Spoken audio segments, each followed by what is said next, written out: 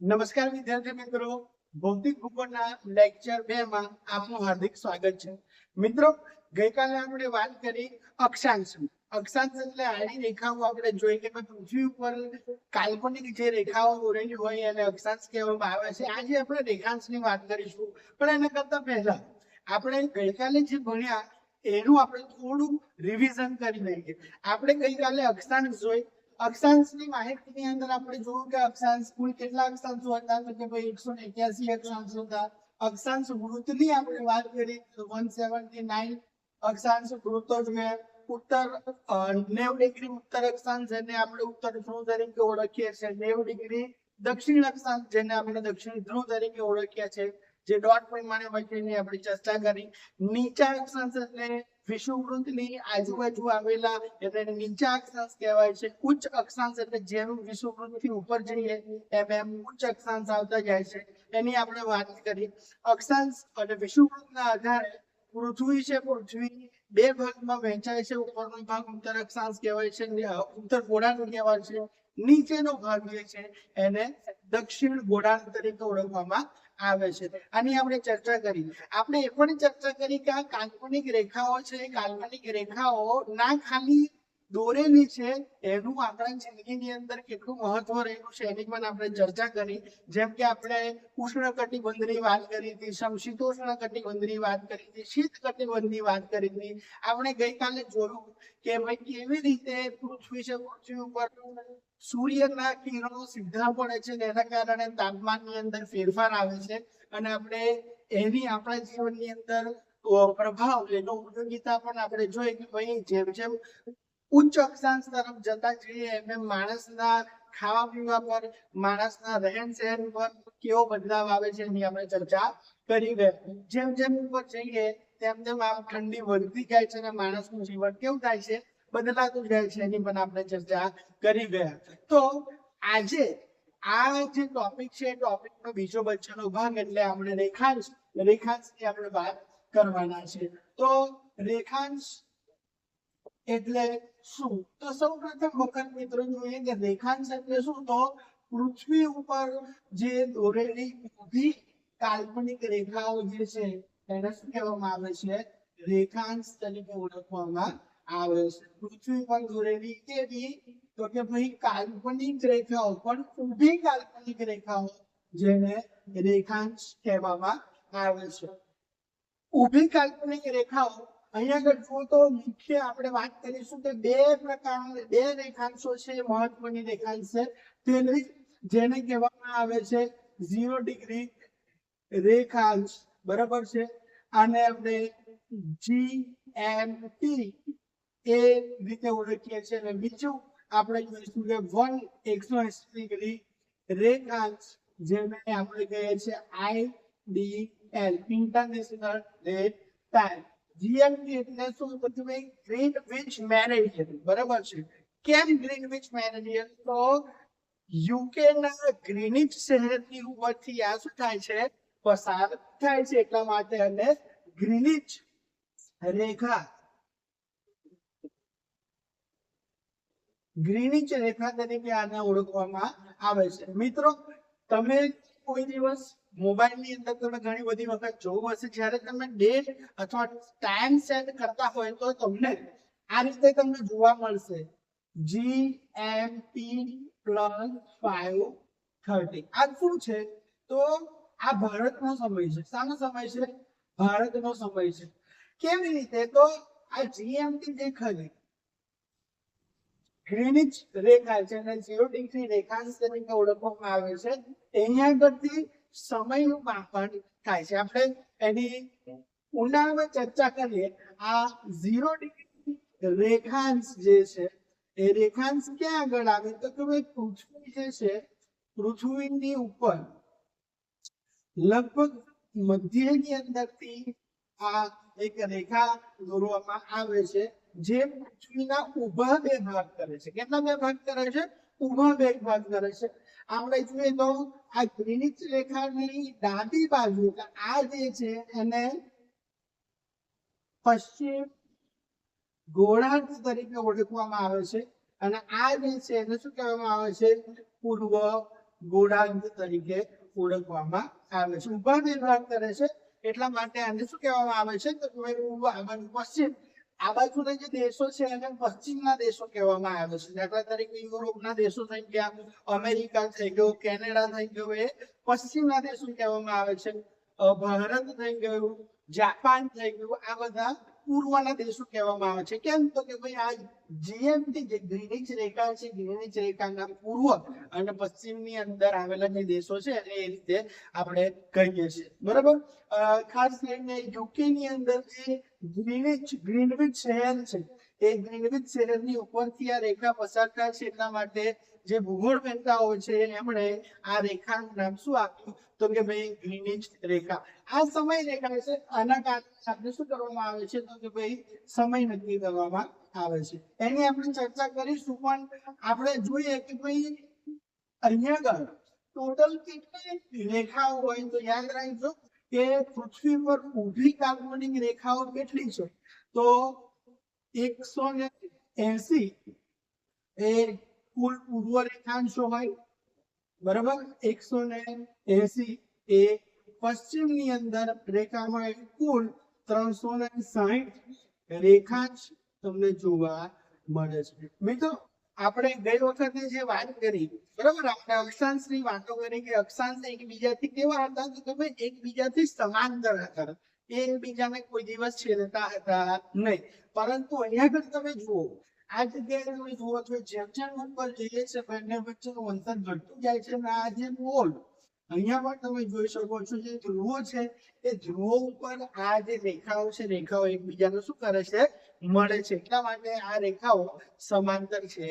બીજી વસ્તુ કે જેમ જેમ જેમ જેમ ઉપર જઈએ છે અહીંયા વિષુવવૃત્ત છે, વિષુવવૃત્તની જેમ જેમ જેમ ઉપર જઈએ છે એમ અહીંયા તમે જોતા જશો તો બે રેખાંશો વચ્ચેનું અંતર છે કેવું થતું જાય છે, ઘટતું જાય છે. એટલે આ પ્રશ્ન પૂછાયેલો છે કે ભાઈ બે રેખાંશો વચ્ચે મહત્તમ અંતર મેક્સિમમ ડિસ્ટન્સ ક્યાં આગળ હોય છે તો કે ભાઈ 0 ડિગ્રી એક્સિસ એટલે વિષુવવૃત્તાકાર મહત્તમ હોય છે. કેટલું હોય છે તો કે ભાઈ 111.13 કિલોમીટર જેટલું અંતર એ વિષુવવૃત્ત પર બે રેખાંશો વચ્ચે હોય છે.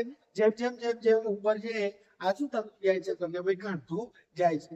જેમ અક્ષાંશોની વાત કરી, અક્ષાંશ બે અક્ષાંશો વચ્ચેનો જે પ્રદેશ છે પ્રદેશને આપણે જે કટિબંધ તરીકે ઓળખતા હતા એમ બે રેખાંશો વચ્ચેનો જે પ્રદેશ ક્ષેત્ર છે એને શું કહેવામાં આવે છે, ગોળે તરીકે ઓળખવામાં આવે છે. બરાબર. તો આ વસ્તુ યાદ રાખજો કે બે રેખાંશો વચ્ચેના સ્થાન ગોળે તરીકે ઓળખવામાં આવે છે. હવે અહીંયા આગળ આપણે વાત કરીએ કે ભાઈ જીએમટી જે ગ્રીનિચ રેખા છે એ ગ્રીનિચ રેખા એ અહીંયા આગળથી જાય છે આ 0 ડિગ્રી, બરાબર છે. એક્ઝેક્ટ એની પાછળ એટલે 180 ડિગ્રી આ શું આવે એને કહેવાય IDL ઇન્ટરનેશનલ ડેટ ટાઈમ તરીકે ઓળખવામાં આવે છે. તો એક્ઝેક્ટ એની પાછળ જે છે એ એક્ઝેક્ટ એની પાછળ એ 180 ડિગ્રી રેખાંશ એટલે ઇન્ટરનેશનલ ડેટ લાઈન તરીકે એને ઓળખવામાં આવે છે. અને આ બાજુ 180 રેખાઓ, આ બાજુ 180 રેખાઓ એમ કુલ 360 રેખાંશો કુલ તમને જોવા મળે છે. હવે આ રેખાંશનું મહત્વ શું છે તો રેખાંશનું મહત્વ આપણે જોવા જઈએ તો રેખાંશ મુખ્યત્વે સમય દર્શાવવા માટે કામ લાગે છે. બરાબર. કેવી રીતે તો આપણે જે જીએમટી લાઈન જોઈ હતી, બરાબર, અહીંયા આગળ આપણે જોઈએ છે જીએમટી આપણે જે લાઈન જોઈ હતી ત્યાં આગળ શું હોય તો કે ભાઈ 0, માની લો કે અહીંયા આગળ શું હોય તો કે ભાઈ 12.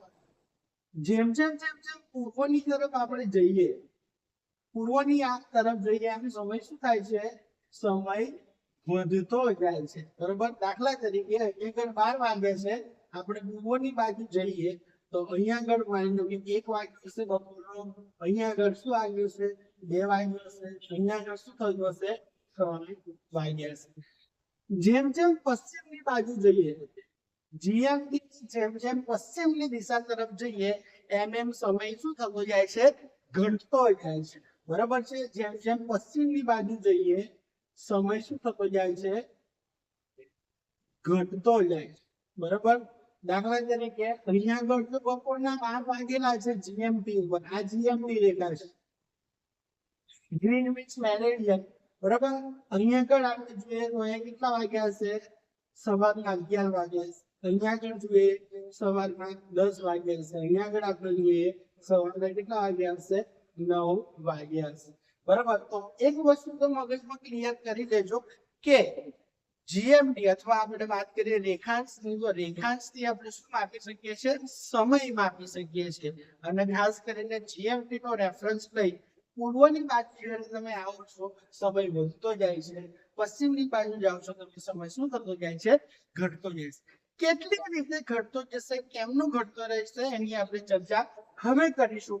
કે મને કેવી રીતે ખબર પડે કે 1 કલાક કયા રેખાંશ ઉપર 1 કલાક ઘટે છે, કયા રેખાંશ ઉપર 1 કલાક વધે છે, તો એની આપણે ચર્ચા કરીશું. આપણને ખબર છે મિત્રો કે આ જે પૃથ્વીનો ગોળો છે કેવો છે, ગોળ છે, બરાબર. અને પૃથ્વી પોતાની ધરી ઉપર શું કરે છે, ધરી ભ્રમણ કરે છે, પોતાની અક્ષ પર આ રીતે શું કરે છે, ધરી ભ્રમણ કરે છે, આ રીતે આને ધરી ભ્રમણ કહેવાય. અને એટલા માટે દિવસ અને રાત થાય છે. એક ચક્કર પૂરું કરવા માટે કેટલો સમય લાગે છે પૃથ્વીને, 24 કલાક જેટલો સમય લાગે છે. પૃથ્વીને એક ચક્કર પૂરું કરવા માટે 24 કલાક, આપણે કહે છે એક દિવસ પૂરો થયો, બરાબર. તો કુલ અહીંયા આગળ આપણે જોયું કે 360 કેટલા રેખાંશો છે, 360 રેખાંશો છે, બરાબર. અને ટોટલ બધા જ રેખાંશો છે, રેખાંશોને પાર કરવા માટે કેટલો સમય લાગે છે, તો 24 કલાક ભાગ્યા આપણે 24 કલાક આપણે કરીએ, અહીંયા આગળ આપણને શું મળશે, તો કે ભાઈ લગભગ 15 ડિગ્રી જેટલો સમય લાગે છે. 1 કલાકની અંદર કેટલા ડિગ્રી ફરે છે, તો કે ભાઈ 1 કલાકની અંદર એ 15 ડિગ્રી જેટલું શું કરે છે, સૂર્ય ફરે છે. એટલે માની લો કે 15 ડિગ્રી અહીંયાથી 0 થી 15 ઉપર જઈએ 1 કલાક વધી જાય, બીજા 15 એટલે 30 ડિગ્રી જઈએ, બીજો 1 કલાક વધી જાય. અહીંયા આગળ 45 ડિગ્રી પર 3 વાગ્યા હશે. અને એક છે ત્યાં આગળ તમે જુઓ તો 15 ડિગ્રી પશ્ચિમ રેખાંશ, 30 ડિગ્રી પશ્ચિમ રેખાંશ, એક કલાક શું થતો જાય છે, ઘટતો જાય છે. એક રેખાંશને જવા માટે, બરાબર, એક રેખાંશ 1 ડિગ્રી ફરવા માટે કેટલો સમય લાગે છે, 4 મિનિટ જેટલો સમય લાગે છે. આ વસ્તુ યાદ રાખજો. એક રેખાંશને પાર કરવા માટે કેટલો સમય લાગે છે સૂર્યને, તો કે ભાઈ 4 મિનિટ જેટલો સમય લાગે છે. અને 15 ડિગ્રી, બરાબર છે, એ ફરશે એટલે 1 કલાક એટલો થાય. 15 ચોક 60, 1 કલાક થઈ જાય. તો 1 કલાકની અંદર કેટલા રેખાંશો પાસ થાય, તો કે ભાઈ 15 રેખાંશ પાસ થાય. આ રીતે આપણે શું કરી શકીએ છીએ, તો કે આ રીતે આપણે સમયની ગણતરી કરી શકીએ છીએ. હવે આપણે વાત કરીએ કે ભાઈ જીએમટી ભારતનો જે સમય છે,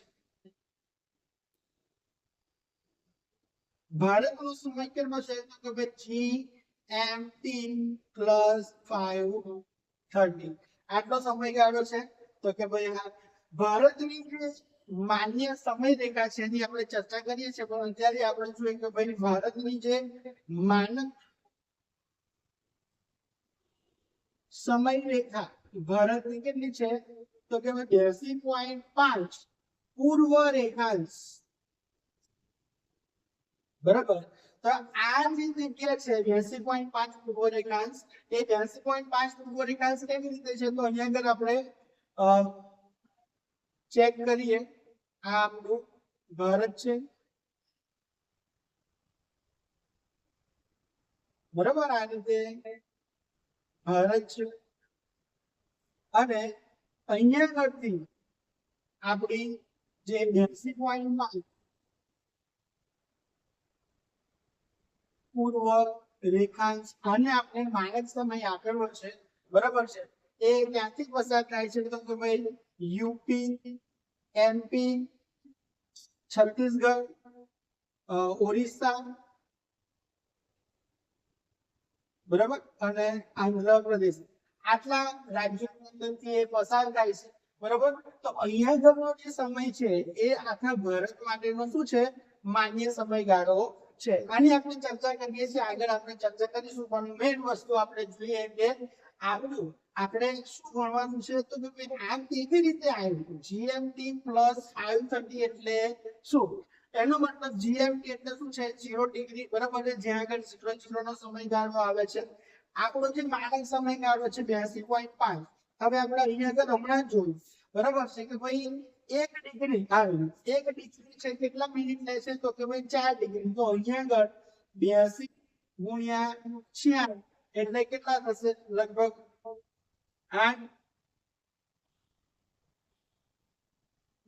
328 મિનિટ થાય, બરાબર છે, 328 મિનિટ થશે. અને આ 0.5 ગુણ્યા 4 એટલે આ લગભગ કેટલી થશે, 2 મિનિટ નો સમય લાગશે. ટોટલ કેટલી થાય છે, 330 મિનિટ.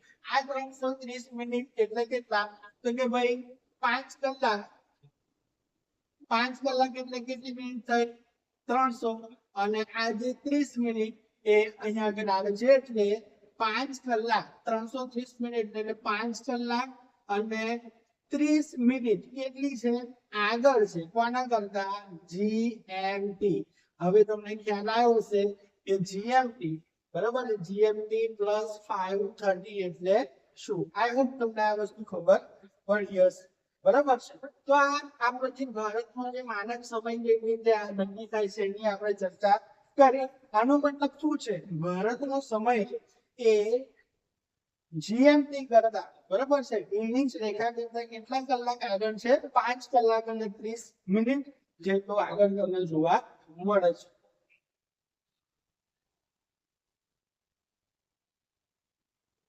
બરાબર. આઈ હોપ તમને આ વસ્તુ ખબર આવતી હશે. ના ખબર પડે તો એક વખત વિડીયો છે, વિડીયોને ફરી જોજો. એકદમ સીધી અને સિમ્પલ ભાષાની અંદર તમને સમજાવવાની કોશિશ કરેલી છે કે ભાઈ સમય છે, સમયની ગણતરી કેવી રીતે થાય છે. એક પ્રશ્ન પૂછાયેલો છે યુપીએસસી ની અંદર પણ પૂછાયેલો છે અને યુપીએસસી ની અંદર પણ આ પ્રકારના પ્રશ્નો પૂછાય છે. હવે મને એમ કહેજો કે ભાઈ એક વ્યક્તિ ભારત કેટલા વાગે છે, તો કે ભાઈ ભારતની અંદરથી 9 વાગે સવારે, કેટલા વાગે, 9 વાગે સવારે ટ્રેનની અંદર બેસી અને નીકળે છે અને લંડન પહોંચે છે, બરાબર છે. લંડન પહોંચતા એને કેટલા કલાક લાગે છે, 4 કલાક લાગે છે. કેટલા કલાક લાગે છે, લંડન પહોંચતા એને 4 કલાક લાગે છે. તો લંડન ની અંદર સમય કેટલો હશે, આવો પ્રશ્ન ઘણી બધી વખતે એક્ઝામોની અંદર આવે છે. તો કેવી રીતે કરતા હશે તમે મને જરા જણાવો, બરાબર. પછી આપણે એને સોલ્વ કરીએ છીએ. તમારી કોમેન્ટ એ તમે નીચે, જો તમને ખ્યાલ આવ્યો હશે કે કેવી રીતે સેટ થાય છે, કેવી રીતે ગણતરી થાય છે, તો તમે આરામથી એને કોમેન્ટ કરી શકશો. તો અહીંયા આપણે જોઈએ છે કે ભાઈ કેટલા કલાક થાય છે, એમને થાય છે 4 કલાક. 9 થી 4 કલાક આપણે ગણીએ, 9, 10, 11, 12 અને 1. ભારતની અંદર બપોરના 1 વાગે એ ભાઈ ક્યાં આગળ પહોંચ્યો હશે, એ ભાઈ પહોંચ્યો હશે લંડન ની અંદર. પણ આપણને હમણાં જ ખબર છે કે ભાઈ આપણો જે સમય છે એ સમય કેટલો છે, +5:30, બરાબર. 5 કલાક અને 30 મિનિટ આપણે લંડન એટલે જીએમટી આગળ છે. એનો મતલબ શું, તો કે ભાઈ અહીંયા આગળથી આપણે પાછા જવું પડશે, બરાબર છે. અહીંયા આગળથી આપણે પાછા જવું પડશે, કેટલા વાગે, તો કે ભાઈ 5 કલાક આપણે પાછા જવું પડશે. તો કે ભાઈ 5 કલાક પાછા જઈએ તો 12, 11, 10, 9, 8 એટલે 5 કલાક થયા. અને બીજો અડધો કલાક એટલે સવારે 7:30 એ ભાઈ ક્યાં પહોંચ્યો હશે, 7:30 વાગે એ મિત્ર આપણો લંડન ની અંદર ઉતર્યો હશે. ત્યારે લંડન ની અંદર કેટલા વાગ્યા હશે, 7:30 વાગ્યા હશે. વિચાર કરો, સવારે 9 વાગે અહીંયાથી બેઠો, સવારે 7:30 એ ત્યાં આગળ પહોંચી ગયો, બરાબર છે. તો આ રીતે જે રેખાંશ છે એ રેખાંશની ગણતરી કરવામાં આવે છે અને આપણે સમયની ગણતરી પણ કેવી રીતે થાય છે સમયની ગણતરી પણ આપણે કરી સિમ્પલ અહીંયા આગળથી આપણે શું કરીએ જેમ જેમ જીએમટી ની પૂર્વમાં જે છે એમ સમય વધતો જાય છે જેમ જેમ પશ્ચિમ બાજુ જે છે એમ સમય ઘટતો જાય છે કેટલો ઘટે છે અને કેટલો ઘટે છે તો દર 15 ડિગ્રી રેખાંશ 1 કલાક વધારે કે ઓછો કરવો પડે બરાબર છે તો આ રીતે સમયની ગણતરી આપણે જોઈએ અને ભારતની જે માનદ સમય રેખા 82.5 એ અહીંયા આગળથી જાય છે યુપી ની અંદર એમપી ની અંદર છત્તીસગઢ ઓડિશા આંધ્રપ્રદેશ આ જે રાજ્યો છે રાજ્યોની અંદરથી પસાર થાય છે આપણે હજુ બે માટે બીજી એક માનવ રેખા છે એને આપણે સ્વીકારવાની વાત કરીએ છીએ શા માટે કારણ કે અહીંયા તમે જુઓ તો પૂર્વના જે રાજ્યો ખરા એ પૂર્વના રાજ્યોને સમયની અંદર થોડો પ્રશ્ન થાય છે એટલા માટે આપણે જોઈએ છે તો કે ભાઈ એ લોકો એમ કહે છે કે બીજી એક માનક રેખા આપણે સ્વીકારવી જોઈએ જે અસમ ની આસપાસથી પસાર થાય એવી વાત ચાલે છે પણ હજુ સુધી એને સ્વીકારવામાં આવી નથી બીજી માનક રેખા જ્યારે પણ સ્વીકારવામાં આવશે ત્યારે આપણી માનક રેખા કેટલી થશે 2 થશે અત્યારે આપણી માનક સમય રેખા ભારતની 82.5 પૂર્વ રેખાંશ છે બરાબર તો આની આપણે વાત કરી કે ભાઈ જીએમટી શું કરવા માટે તૈયાર થાય છે તો કે ભાઈ સમય માટે નક્કી થાય છે હવે આપણે વાત કરીશું કે 180 ડિગ્રી એક્ઝેક્ટલી પાછળ જે છે એને આપણે શું કહીએ છીએ ઇન્ટરનેશનલ ડેટ લાઈન બરાબર છે તો કેવી રીતે આ કામ કરે છે પણ ઇન્ટરનેશનલ ડેટ લાઈન જે છે એને આઈડીએલ કહેવામાં આવે છે 180 ડિગ્રી જે રેખાંશ છે એને આઈડીએલ તરીકે ઓળખવામાં આવે છે શા નામ લાગે આઈડીએલ એ તારીખ નક્કી કરવા માટેના લાગે છે કેવી રીતે હવે જો આપણે વાત કરીએ કે આઈડીએલ જે છે એ સીધી નથી બરાબર છે હું તમને કહું કેવી રીતે તો અહીંયા આગળ આ કેનેડા છે અહીંયા આગળ આપણે અમેરિકા લઈ લઈએ આ જે ભાગ ખરો બરાબર છે એ યુરોપનો ભાગ યુરોપની વાત કરીએ અહીંયા આગળ આપણું ભારત એ આવેલું છે અહીંયા આગળ આફ્રિકા આવેલું છે બરાબર છે અહીંયા આગળ શું છે તો કે ભાઈ આ યુરોપ અને એશિયા ભેગું છે બરાબર અહીંયા આગળ આપણે જોઈએ તો ઓસ્ટ્રેલિયા છે બરાબર અહીંયા આગળ શું છે તો કે ભાઈ અહીંયા આગળ આ જે ભાગ છે અમેરિકાનો આ જે ભાગ છે એ આવે અહીંયા આગળ શું છે રશિયા છે અહીંયા આગળ અલાસ્કા છે બરાબર એ છે અહીંયા પેસિફિક મહાસાગર છે અને આ જે જગ્યા છે એ શું છે તો કે ભાઈ બેરિંગની સામુદ્ર ભૂમિ બરાબર છે તો રશિયા અને અલાસ્કા અમેરિકા છે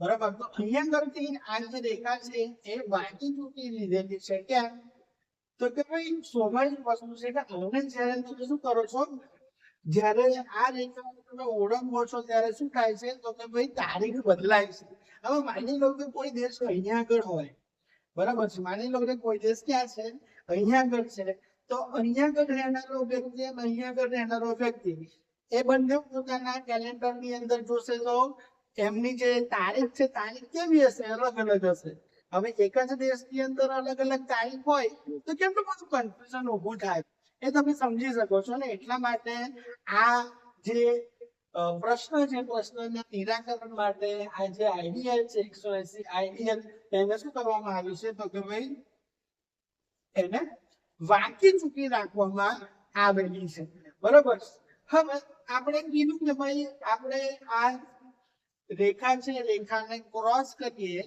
તો શું કરવામાં આવે છે તો કે ભાઈ તારીખ છે તારીખ બદલવામાં આવે છે કેવી તારીખ બદલવામાં આવે છે તો યાદ રાખજો આ આઈડિયલ ની તમે પશ્ચિમની અંદર જાઓ તો તારીખ છે એને શું કરવામાં આવે છે પ્લસ કરવામાં આવે છે અને પૂર્વની અંદર જાઓ તો તારીખને શું કરવામાં આવે છે માઇનસ કરવામાં આવે હવે હમણાં જ આપણે જોયું કે ભાઈ સર શું તો કે ભાઈ હમણાં જ આપણે જોયું કે સમયની વાત કરવાની છે. તો સમયની વાત જ્યારે કરવાની છે ત્યારે તો કે પશ્ચિમની અંદર સમય ઘટતો જાય છે અને પૂર્વની અંદર સમય શું થતો જાય છે, વધતો જાય છે. એવી જ આપણે વાત કરીએ.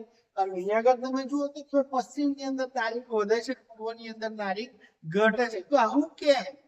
બરાબર. તો યાદ રાખજો મિત્ર કે સમયની આપણે જ્યારે વાત કરીએ છીએ ત્યારે આપણે વાત કરીએ છીએ જીએમટી. બરાબર છે. આ છે જીએમટી. શું છે? આ છે જીએમટી અને આ છે આઈડીએલ. આ શું છે? આઈડીએલ.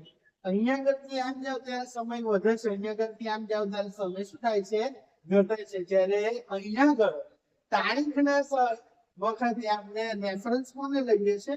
આપણે રેફરન્સ લઈએ છીએ આઈડીએલ. આઈડીએલ પશ્ચિમની અંદર અહીંયા આગળ તમે જુઓ તો આપણે જાપાન છે, એ બધા દેશો અહીંયા આગળ તમને જોવા મળે છે. ભારત અહીંયા આગળ તમને જોવા મળે છે.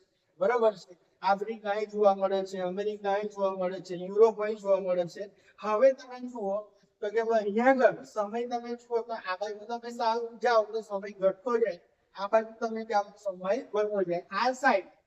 આ સાઈડ જે સૂર્ય છે, સૂર્ય તેના ઉપર છે. કેમ? કારણ કે પૃથ્વી છે, પૃથ્વી પશ્ચિમથી પૂર્વની તરફ શું કરે છે? એ આમ શું કરે છે? આમ ભ્રમણ કરે છે. બરાબર. એટલે કન્ફ્યુઝ ના થતા કે ભાઈ સમય કેમ વધારવામાં આવે છે, કેમ ઘટાડવામાં આવે છે. એકદમ શાંતિથી તમે જુઓ. અહીંયા આગળ તમે જોશો તો તમારો જે પ્રોબ્લેમ છે એ પ્રોબ્લેમ અહીંયા સોલ્વ થઈ ગયો હશે કે ભાઈ જ્યારે આપણે સમયની વાત કરીએ. બરાબર. ચલો આને ભૂસીને વ્યવસ્થિત કરી નાખીએ. સમયની વાત આપણે કરીએ. આ આઈડીએલ બરાબર ને બાકી ચૂકી તમને જોવા મળે છે. ઓકે. આ આઈડીએલ છે જે બાકી ચૂકી છે. આ શું છે? જીએમટી છે. બરાબર. એ સીધી છે. હવે તમને ખ્યાલ આવશે કે આ બાજુ તારીખ માટે અહીંયા તમારે જોવાનું આવે છે આઈડીએલ ને, સમય માટે તમારે જોવાનું આવે છે જીએમટી. બરાબર છે. જેમ જેમ તમે આ બાજુ જાઓ એમ તારીખ શું થતી જાય છે? પ્લસ થતી જાય છે. આમ જાઓ તમે તારીખ શું થાય છે? માઇનસ થતી. આમાંથી પ્રશ્ન ઘણી બધી વખત પૂછાય છે, કારણ તમે યાદ રાખજો. બરાબર છે. દિવસની આપણે વાત કરીએ તો દિવસ અહીંયા આગળ ઓછો થાય છે, અહીંયા આગળ દિવસ શું થાય છે? તો કે ભાઈ આ બાજુ જો દિવસની ગણતરી શું થાય છે? વધારે. દાખલા તરીકે આ જગ્યાએ કોઈ માણસ છે. બરાબર. હવે 31 ડિસેમ્બર વર્ષનો છેલ્લો દિવસ. ની પાર્ટી આપણે બધા જ કરતા હોઈએ છીએ. કોઈ વ્યક્તિને એક જ વર્ષની અંદર 2 વખત દિવસની પાર્ટી કરવી હોય તો શું કરશે? આ જગ્યાએ 31 ડિસેમ્બર ની પાર્ટી કરશે અને એ જ દિવસે અહીંયાથી ક્યાં જશે? પશ્ચિમની બાજુ જતો રહેશે અને અહીંયા આગળ એ જ દિવસે જશે તો એ દિવસે અહીંયા આગળ શું થતું હશે? 30 ડિસેમ્બર નો દિવસ હશે. તો અહીંયા આગળ આવી એ વ્યક્તિ શું કરશે? તો કે ભાઈ એ વ્યક્તિ અહીંયા આગળ ફરી એ ન્યુ યર ની પાર્ટી શું કરી શકે છે? ઉજવી શકે છે. શા માટે? કારણ કે અહીંયાથી આમ જાવ તો તારીખની અંદર વધારે થાય છે. આઈડીએલની તમે પૂર્વની બાજુ જાઓ તો તારીખની અંદર શું થતું જાય છે? ઘટાડો થાય છે. એ જ રીતે માની લો કે ભાઈ અહીંયા આગળ કેટલા દિવસ? 10મો દિવસ ચાલતો હોય. બરાબર. અહીંયા આગળ કેટલામો દિવસ ચાલતો હોય? 10મો દિવસ. તો તમે અહીંયા આગળથી આમ જાઓ દિવસની અંદર શું થાય છે? ઘટાડો થાય છે. તો અહીંયા આગળ દિવસ કેટલો થશે? 9મો દિવસ ચાલતો છે. તો માની લો કોઈ વ્યક્તિને એક કામ કરવા માટે અહીંયા આગળ કોઈ વ્યક્તિ છે એને એક કામ કરવા માટે 10 દિવસ એને આપવામાં આવ્યા છે. બરાબર છે. અને 10મા દિવસે એનું કામ વધુ નથી. એ અહીંયા આગળથી ક્યાં જતો રહેશે? આ બાજુ જતો રહેશે. તો અહીંયા આગળ એનો દિવસ કયો ચાલે છે? 9મો દિવસ જ ચાલે છે. એટલે એને એક દિવસ વધારે કામ કરવા માટે શું થશે? મળી જશે. એની જિંદગીની અંદરથી એક દિવસ કેવી રીતે ગાયબ થઈ જશે એને ખબર પડશે નહીં. બરાબર છે. તો મિત્રો આ રીતે રેખાંશનો ઉપયોગ કેવી રીતે કરવામાં આવે છે? તો કે ભાઈ સમયની જાળવણી કરવા માટે થાય છે. હવે અક્ષાંશ અને રેખાંશ આપણે જોયા. એની આપણે એનો ઉપયોગ પણ આપણે જોયો કે ભાઈ કેવી રીતે એનો ઉપયોગ થાય છે. હવે અક્ષાંશ અને રેખાંશ બંનેને ભેગા કરીએ તો શું થાય એની આપણે વાત કરીએ, બરાબર છે. તો પૃથ્વી પર આપણને ખ્યાલ છે, તો પૃથ્વી હવે તો ઉત્તર દક્ષિણ ખૂણા તમને ખ્યાલ આવ્યો છે, પૂર્વ ખૂણા પશ્ચિમ ખૂણા તમને ખ્યાલ આવી ગયો હશે, બરાબર છે. દરેક અવરોધનું મકરનો પણ તમને ખ્યાલ આવી ગયો હશે. તો ભારત છે એ ભારત દેશ ઉત્તર પૂર્વ ગોળાર્ધની અંદર અહીંયા આગળ આવેલો છે. આ આપણો ભારત દેશ છે, બરાબર. સાચું છે, આપણો ભારત દેશ જેનો અડધો ભાગ ઉષ્ણકટિબંધની અંદર છે, અડધો ભાગ ક્યાં આગળ છે, સમશીતોષ્ણ કટિબંધની અંદર છે. ભારતની અંદરથી કર્કવૃત જે છે ને એ પસાર થાય છે, અને કર્કવૃત કયા કયા રાજ્યોની અંદરથી પસાર થાય છે ભારતની અંદર? તો એની આપણે વાત કરીએ તો ગુજરાત, રાજસ્થાન, મધ્યપ્રદેશ, છત્તીસગઢ,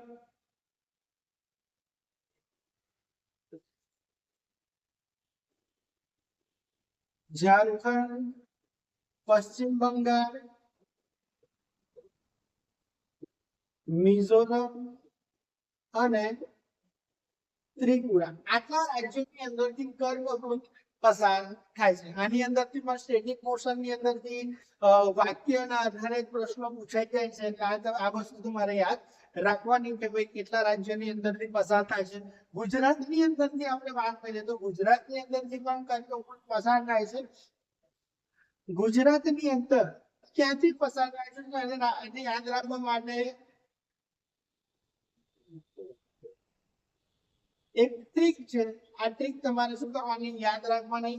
અ એટલે અરવલ્લી, સા એટલે સાબરકાંઠા, ગા એટલે ગાંધીનગર, મે એટલે મહેસાણા, પા એટલે પાટણ અને ક એટલે કચ્છ.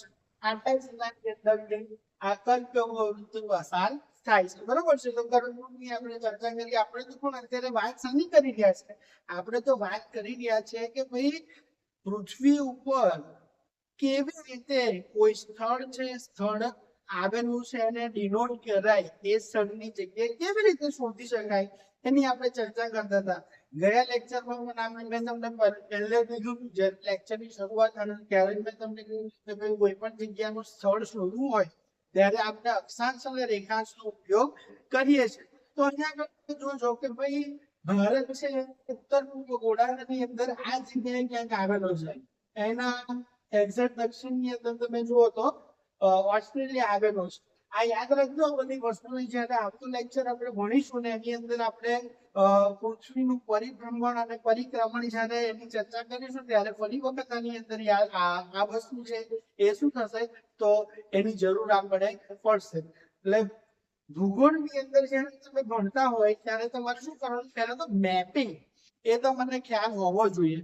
વિશ્વની અંદર કયા દેશ ક્યાં આગળ આવેલા છે એ બધું તમને શું હોવું જોઈએ, ખ્યાલ હોવો જોઈએ કે ભારત છે, ભારતના પશ્ચિમમાં, ભારતના પૂર્વમાં, ઉત્તરમાં, દક્ષિણમાં કયા રાજ્યો આવેલા છે એ તમને ખ્યાલ હોવો જોઈએ. એક્ઝામ ની અંદરથી સીધે સીધા પ્રશ્નો તો પૂછાય છે, પણ એની સાથે સાથે જો તમારે ભૂગોળ છે એને તમારે વ્યવસ્થિત રીતે તૈયાર કરવું હોય, જો ગોખણ પટ્ટી ના કરવી હોય તો અમુક વસ્તુ તમારે શું કરવી પડશે, તમારે જોતા રહેવું પડશે. અને ભૂગોળ હંમેશા એ મેપ વગર કોઈ દિવસ ભણી શકાય નહીં. ભૂગોળ જેટલું તમે જોશો એટલું તમને વધારે યાદ રહેશે, બરોબર. આ વિષય છે, વિષયને તમે ગોખવાના કે ભાઈ 10 વખત વાંચી લેશો તો મને યાદ રહી જશે એવા માનસિકતાથી એને જોવાનો પ્રયત્ન ના કરશો. વસ્તુઓને સમજવાનો પ્રયત્ન કરો, બરાબર છે. એવું ગોખવાનો પ્રયત્ન ના કરશો કે ભાઈ ભારત છે ઉત્તર પૂર્વ ગોળાર્ધની અંદર આવેલું છે. ના, તમે જુઓ કે ઉત્તર ગોળાર્ધ કોને કહેવાય છે, દક્ષિણ ગોળાર્ધ કોને કહેવાય છે, પૂર્વ ગોળાર્ધ કોને કહેવાય છે, પશ્ચિમ ગોળાર્ધ કોને કહેવાય છે, અને આ જે ગોળાર્ધો છે એને ડિફરન્સ કેવી રીતે કરવામાં આવે છે અને કેવી રીતે અલગ પાડવામાં આવે છે એની પાછળનું કારણ તમે જ્યારે જાણી જશો એ વસ્તુને તમારે ગોખવાની જરૂર પડશે નહીં, બરાબર છે. તો આપણે વાત કરતા હતા અહીંયા આગળ હવે ભારત જે છે ભારતનું સ્થાન અને સીમા આપણને એક ટોપિક છે કે ભારતનું સ્થાન અને સીમા. તો ભારતના સ્થાનની આપણે વાત કરીએ તો અહીંયા આગળ આ રેખાંશ છે બરાબર છે. આ રેખાંશ કયું છે તો કે ભાઈ 68.60 થી 97.25 અને અહીંયા આગળ તમે જુઓ તો 8.4 થી 37.6. હું તમને વ્યવસ્થિત બતાવું. ચલો માની લો કે ભાઈ આપણું શું છે, આપણો ભારત છે બરાબર.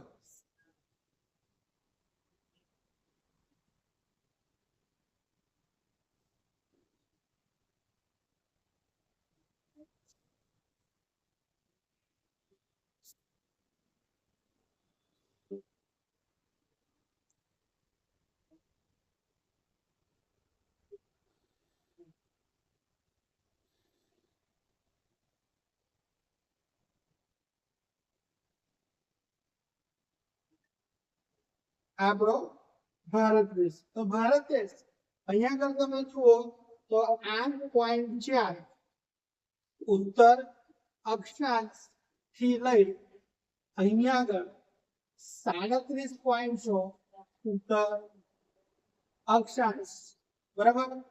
અહીંયા તમે જુઓ તો આ જે રેખા છે બરાબર છે 68.7 પૂર્વ રેખાંશ ની લઈ અહીંયા આગળ તમે જોશો આ જગ્યાએ અરુણાચલ પ્રદેશની અંદર કિબુથી નામની જે જગ્યા છે ત્યાં 97.25 પૂર્વ રેખાંશ. આની વચ્ચે ભારત દેશ આવેલો છે. હવે અહીંયા આગળ તમે જુઓ બરાબર. આ જે પૃથ્વી દેખાય છે એ આ મકરનું છે બરાબર. આપણો ભારત દેશ ક્યાં આગળ આવેલો છે? માની લો ભારત દેશ અહીંયા આગળ આ જગ્યાએ આવેલો છે બરાબર છે. તો અહીંયા તમે જોશો તો આડી કાલ્પનિક રેખાઓ બરાબર. એટલે આ જે રેખા છે આ રેખા કઈ થઈ 8.4 ઉત્તર અક્ષાંશ. અહીંયા આગળ જે આડી રેખા આવશે આ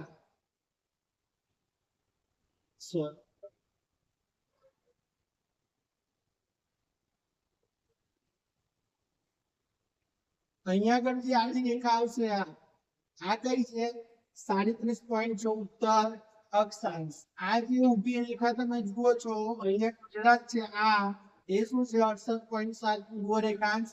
અને અહીંયા આગળ તમે જુઓ આ રેખા એ કઈ છે 97.25 પૂર્વ રેખાંશ. એટલે રેખાંશ અને અક્ષાંશ નો ઉપયોગ કરી આપણે શું કર્યું તો કે ભારત એ પૃથ્વી ઉપર કઈ જગ્યા ઉપર આવ્યો છે? ભારત એ પૃથ્વી ઉપર આ જગ્યાએ આવ્યો છે એનો આપણે ઉપયોગ કર્યો બરાબર છે. તો અક્ષાંશ અને રેખાંશ ની ઉપયોગ મદદથી આપણે શું કરી શકીએ છીએ? કોઈ પણ જગ્યા છે જગ્યાનો સમય એ માપી શકીએ છીએ. હવે આ તો થઈ તમારી રેખાંશ ની અને અક્ષાંશ ની વાત. આ જે રેખાંશ અને અક્ષાંશ છે અક્ષાંશ નો ઉપયોગ ક્યાં થાય છે? તો પહેલા તો કોઈ પણ જગ્યા સ્થળમાં પણ વાત બરાબર. આની ઉપયોગિતા કઈ કઈ છે? તો કે ભાઈ પહેલું સ્થળ એનું સરનામું બરાબર છે. સ્થળનું સરનામું જાણવા માટે આપણે એનો ઉપયોગ કરી શકીએ છીએ. બીજું જીએમટી જે રેખા છે જીએમટી રેખાથી કોઈ પણ જગ્યા કેટલી દૂર છે હે ને અંતર માપવા માટે થાય છે. ત્રીજું આપણે શું જોયું તો કે ભાઈ સમય માપવા માટે થાય છે. ચોથું સમય અને તારીખ. ચલો અહીંયા આગળ ચોથું આ જે અક્ષાંશો અને રેખાંશો છે એનો મેન વસ્તુ તમે જુઓ તો